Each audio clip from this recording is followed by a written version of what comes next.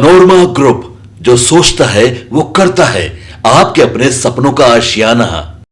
तो इसमें आप खुद को कहाँ देख रहे हैं? हम बिहार में बदलाव देख रहे हैं और जितने स्वयंभू एनालिस्ट और पत्रकार एनालिस्ट हैं जो कि बता रहे थे कि उनको पता है कि बिहार में क्या होने जा रहा है, उनको जमीन पर आते हुए दिख रहे हैं। क्योंकि किसी ने ये नहीं बताया, किसी ने प्रेडिक्ट नहीं किया कि बिहार में देश के राजनीतिक इतिहास का मतलब बिहार के राजनीतिक इतिहास में सबसे ज्यादा वोट होने जा रहा है।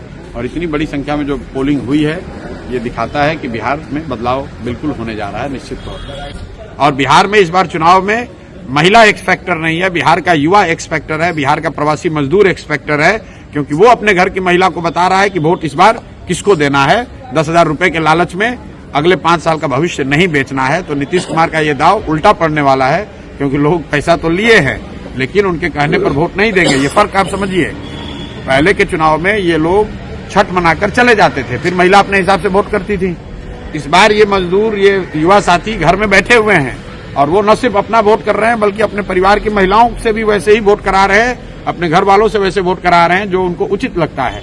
तो इसलिए बिहार के इस बार के चुनाव का एक्स फैक्टर युवा है, बिहार के चुनाव का एक्स फैक्टर प्रवासी मजदूर है। और 14 तारीख के रिजल्ट में आपको दिखेगा। कोई आदमी अगर इसको इग्नोर कर रहा है तो उसको 14 तारीख को प्राइम मिनिस्टर का स्पीच बदल गया है, वो अब गाने गा रहे हैं, कट्टों की बात कर रहे हैं गानों में, वो आरजेडी को कहीं न कहीं घेर रहे हैं। तो वो घेर नहीं रहे, आरजेडी का डर दिखाकर वोट ले रहे हैं, क्योंकि अपने पास कहने के लिए कुछ नहीं है।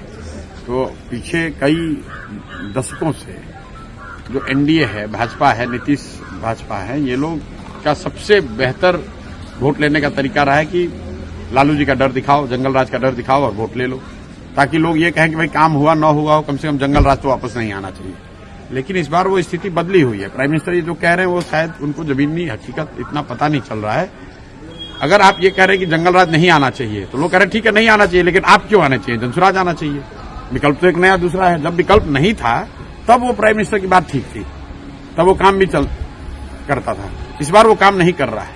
राहुल, आप देखिए कि जो प्रवासी मजदूर है, आप लोग तो गांव देहात में यहाँ जमीन पर आज पत्रकारिता कर रहे हैं, आप लोग जरा जाकर देख लीजिए कि प्रवासी मजदूर किसको वोट कर रहा है। कल तक तो एनडीए को वोट कर रहा था, वो तो मोदी कर रहा था, आज तो वो नहीं कर रहा है। वो तो बिहार में फैक्ट्री रोजगार चाह रहा है और अमित शाह कह रहे हैं कि बिहार में तो फैक्ट्री के लिए जमीन है नहीं। तो इसका मतलब है कि आने वाले सालों में भी बिहार में फैक्ट्री नहीं लगेगा। अमित शाह ने खुद कह दिया। तो बिहार का युवा उनको क्यों वोट देगा?